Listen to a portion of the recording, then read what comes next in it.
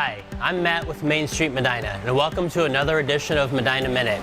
Today we're here at the historic Farmers Exchange in Southtown, and we're going to meet some faces and some friends from around town. Come on in and join me.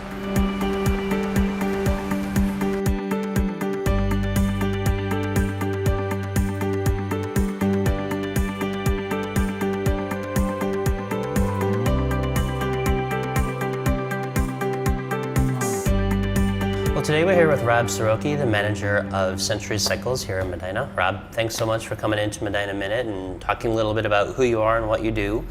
I'm curious, how did you end up in Medina? What's your connection to this town? Well, first, thanks for having me in. I appreciate the opportunity to talk, and I'm excited about what you do here too, and bringing attention to Medina as well.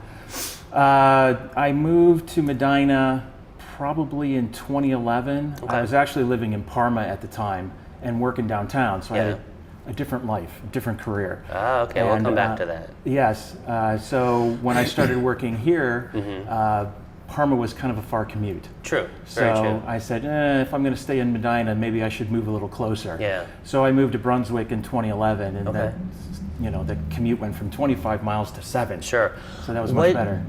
What brought you to Medina? Was it the job? Initially, it was the job. Yeah. So I had come to Medina once before to buy a bike when I got laid off from my previous job prior to starting it there. I had a little time on my hands, and I enjoyed riding anyway. So I thought this might be a good time to buy a bike. Yeah. So I went to Century Cycles, and I loved the way they did stuff. I loved the way they treated me as a customer, the way they educated me about bikes and so forth at that time. And I thought, boy, this would be kind of a cool place to work. Yeah. So I kind of flippantly said, hey, are you looking for anybody?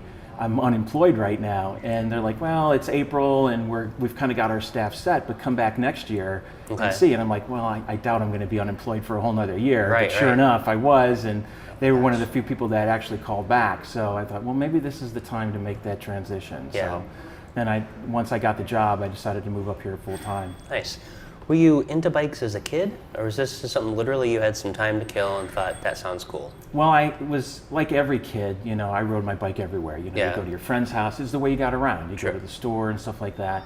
So I'd always had an interest in it. But it wasn't until I was actually in college and I was hit by a car as a pedestrian. Oh, wow. Did a lot of damage to my leg. It took 9 hours to put it back together again. So one of the therapies that they gave me was riding an exercise bike. Yeah. And they said, it's going to help, your good leg is going to help your bad leg sort of heal and strengthen. But it's also going to keep it limber and keep that range of motion there. Yeah. So I thought, well, if I have to do this as therapy, maybe I can turn it into something fun and make it a hobby. Sure. So what had just been sort of something I did as a kid now became kind of a hobby, and I started riding more. I lived right by the Cleveland Metro Parks as it was. So it was easy to hop on that, ride around. Then I started doing like the charity rides. Because I was riding more and more miles. I was doing 50, 60 miles now. So I was doing those, and it just became a thing. Now it was. I never thought of it as therapy anymore. Now it was like something I just really enjoyed doing. Now you just Rob the bike guy. Rob the bike guy. So I have to ask, what was your career where you're working downtown? So, I was working downtown. As a kid, everybody dreams of what they think they're going to be, and then there's 50 years later.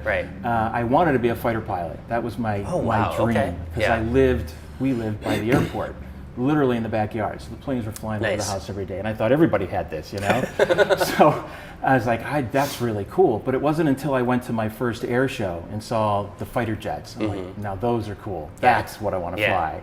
So that was kind of my goal. And when I got in high school, I joined Civil Air Patrol, and that was like my next step towards making this happen. And then I had a buddy who was as gung-ho about being a pilot as I was.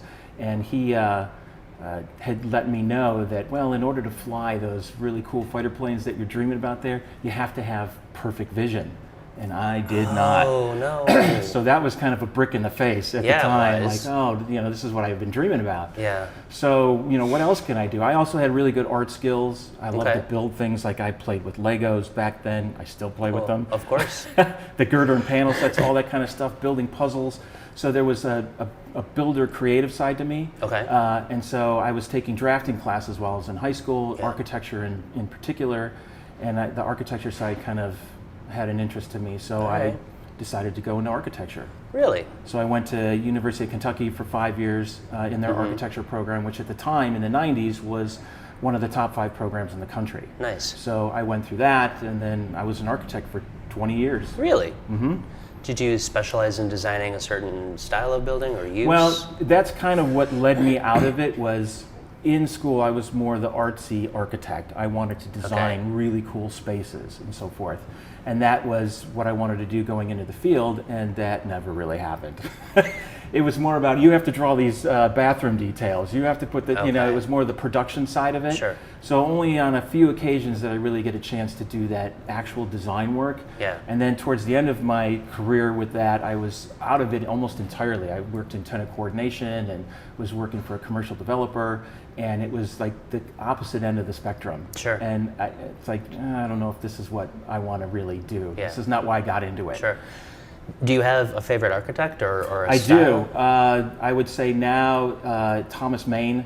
He runs a company called Morphosis out of California. Yeah. And the stuff that he does, the designs that he does, are very much kind of in line with the philosophy that our school had, because the school's dean was a direct student of Le Corbusier, who was a famous architect back in the 20s. He was Europe's version of Frank Lloyd Wright. Right. And he was a direct student of his. So that philosophy and style he brought over to the States, and we very much got into that. And it was right up my alley, being more of a creative, artsy person. Yeah. So anybody who kind of fell in that line as far as how they designed was sort of my fan. You know, our fan. I was a fan of. So. Do you have a favorite period of architecture? Like, are you Victorian, Frank Lloyd Wright, modernist, Frank Gehry? More modern. Wherever we put Frank Gehry, I don't know. Yeah, Frank Gehry is very interesting stuff. I like people who design for the time. They design for the subject. They design for the environment. Sure. You know, that your design speaks to the time period that you're in, the person that you're designing for. You know, it takes into account the landscape, and sometimes you just see cookie cutter stuff. Like every apartment building being built today. And I remember on my first job interview, and this is where the swear thing might come in. That's okay, we can take it. So he had, I had interviewed with him, and he said, what do you think architecture should be? Now here I am, all philosophical, coming out of school, and I said, well, I think it should be a reflection of the people who use it, and all the things I had just said. And he was flipping through my portfolio, and I said, things are too cookie cutter. You know, you drive down a street, and everybody's house looks exactly the same, but the people that live in it are completely different. Yeah. And he goes, why do you think that is? And he goes, because that's all we know, and it's our job as architects to change that. Interesting. And he goes, so you're saying that we should build that's in here. I'm like, okay, we're done. Yeah. We're done. If that's how it's going to be. Yeah. But that's when I realized that there was something different about the field. Like, there was a very practical side to the field. And I remember one of the architects that came to talk at one of our schools was out of Saudi Arabia, and he said, 90% of the stuff that I designed I would never live in. Really? Because it was about the client and what the client wanted, you know? And so you try to interject your philosophy if you can. Yeah. But sometimes I think it's where you start too. You know, are you starting with what they want? Are you starting with an overall design that they can manipulate into their, you know, what they want and so forth? But I think it's where you start. Do you have a favorite building in Medina? One that you drive by and like, man, that's nice. Or a favorite house? Boy, that's hard to say. Or do you just try to avoid the square because of the traffic, like most people do? Well, I remember there was, we had a T-shirt when I was in school, and there's a big, tall building in downtown Lexington. It was just a glass tower.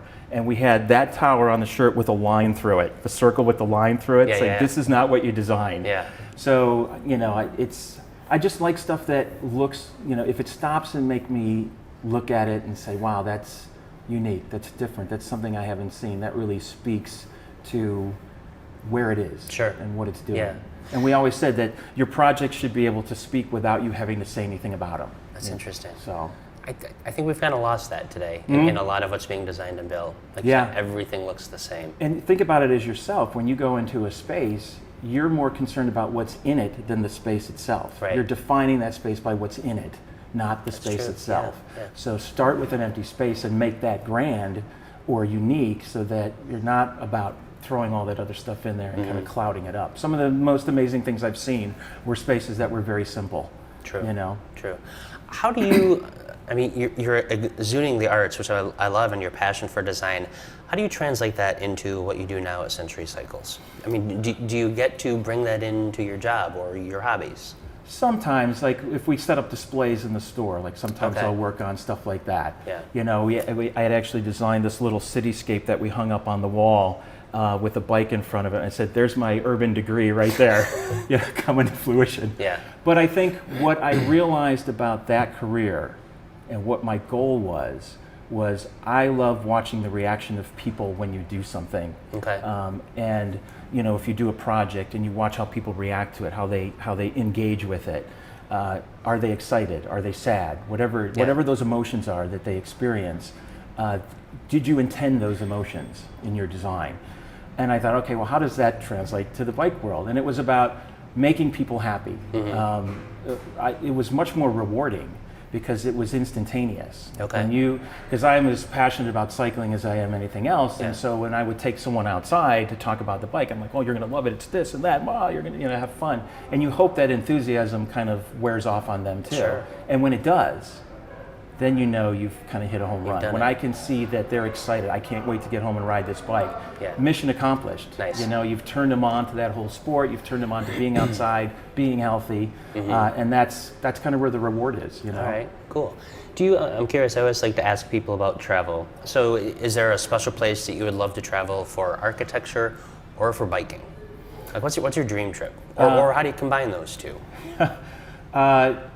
My favorite place to go on Earth is the Air Force Museum in Dayton. Okay, makes complete sense. So, yeah, my friend and I take a pilgrimage down there every year to go visit the place, except for the last couple of years. Yeah, do you bike down from here? No. Okay. We drive down there. But bike trips, I don't know that I've ever really thought about taking a bike trip per se. Yeah. There's so many places around here that I like to ride. The Metro Parks is probably my favorite place to ride. But since I moved to Medina, I found that there's a lot of cool little places to ride too. Yeah. All the lakes that we have here, and there's usually some trail that will take you to all of them. Yeah. So I can hit Chippewa Lake, Buckeye Woods, Medina Lake, Brunswick Lake, all in one afternoon. That's true. And see things different all the time.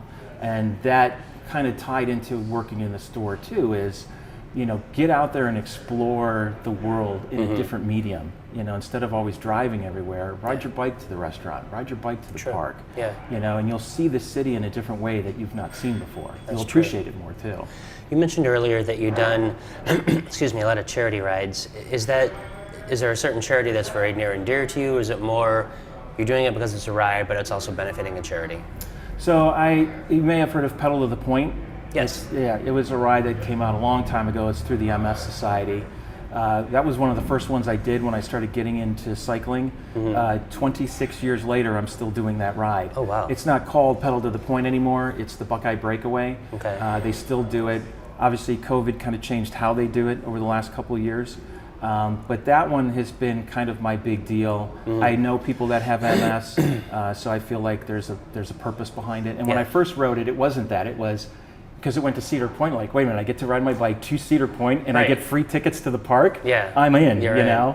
But then as I began to ride it more and more and know more people and so forth, that changed. I was riding for myself then. Now I ride for those people. Gotcha. And it became a pretty big thing. And now Century Cycles actually teamed up with Left Hand Brewery out of Colorado. Okay. Because the owner of Left Hand is really, really big into the MS Society. Nice. So much so that they put a ride together in Colorado. It was so big that there are now, I think, 8 or 9 teams across the country that ride with Left Hand. Yeah. So Ohio has a team, and Century Cycles is part of that. Oh, how cool. And I'm one of the team captains for it this year. So. Nice.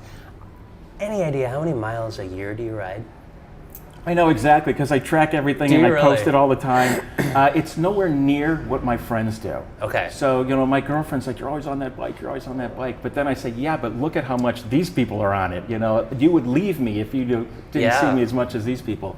So I usually do about 2,500 miles a year. Okay. And that's both indoor and outdoor kind of thing. So is there like a behind the scenes competition with your buddies? Like, no, Rob, not you really. only did 2,500. I did 7,000, man. Yeah, I think it's your own thing. So like if you're posting stuff on Strava or any of these other cycling apps and so forth, you'll see, friend A, B, and C all went out yesterday to ride, and you're not so much looking at how much they rode as the fact that they rode and you didn't. Yeah. And they're like, okay, I got to get out there, this week or whatever. Is it just part of your daily routine? To ride? Yeah. Is it just a second nature? For a lot of people, like going to the gym or exercising, it's a chore. They have to make themselves do it. Is biking something that you just get this cerebral pleasure out of, and it's just part of your life? Yeah, it really is. I mean, like every Wednesday is my day off, and that's the day that I hop on the bike, and I will either go out to the metro parks and do like a 60, 70, 80 mile ride, or I'll do something around Medina. Yeah. But I almost do it without thinking about it. And those miles are not that difficult for me, Right, so when we're talking to customers in the store, and I'm like, yeah, I'm going to do 60 tomorrow, and I'm not saying it to brag at all. It's just that's what we do. Mm-hmm. And they'll say, gosh, I can't even do 5. It's like, oh, that's right. You're just starting in this. Yeah. You'll get to that point. But yeah, it's so second nature now. But then there's, like I said, there's people that'll do 5, 6, 7,000 miles a year, religiously. Yeah. That's a lot. That's a lot. Where are you finding that kind of time, So, is your girlfriend into the bikes as well? Oh, I've tried. Okay, fair enough. She wants to ride a tandem, which would actually be a little bit more difficult than riding solo. Yeah. But she never really rode as a kid, Okay. and she's wanting to get into it, and we've rode it. And when we do go, she'll ride 14, 15 miles. Okay. So it's like, yeah, you can do it. But she has still a little anxiety of being around other people. If she wouldn't go in the street or anything like that. Sure. So we're working on that. Yeah. What's the future of bikes? I mean, I kind of feel like it's a technology that hasn't changed a whole lot other than adding gears. Is there like a futuristic? Is it going to be gearless? What do you see coming in the bike world? Well, actually, it's almost the opposite. It's the riding is what stayed the same. It's the technology that's changing, and you can sense that from people who come in who haven't ridden in 5, 10, 15 years. Yes, you're still shifting the bikes, but the derailleurs and the shifters themselves, they get easier, they get faster, they get lighter. There's electronic shifting on the market now, where instead of pulling a cable when you shift that lever, you're almost like pushing a button, and it sends an electronic signal down, and it'll shift everything. So it's a lot easier. So the technology is a little bit different. The bikes have gotten lighter, and there's so many different styles of bikes now. Back when we were growing up, there was either the comfort bike or the mountain bike, or maybe a road bike, and that was it.